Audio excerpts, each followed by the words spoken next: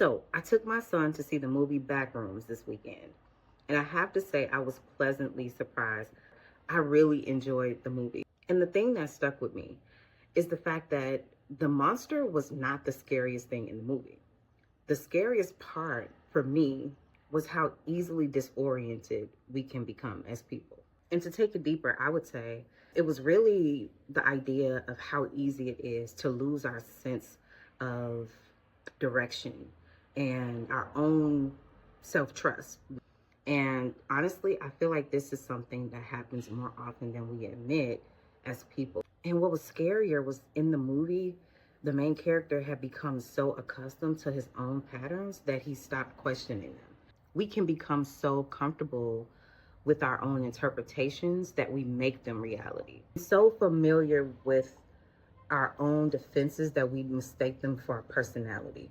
One of the other major takeaways from this was sometimes the biggest obstacles are not the things that are happening around us, but the mazes that we built within us, the stories we've accepted as truth, the assumptions we've stopped examining, the version of ourselves we've outgrown, but we still carry.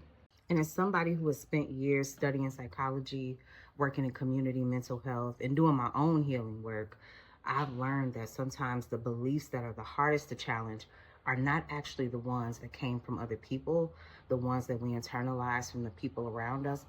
They're the ones that we have repeated so often that they actually became our own truths.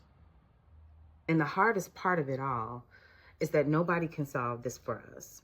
People can guide us, therapists can support us, coaches can ask questions, books can offer us insights, but nobody can walk you through that internal maze but you.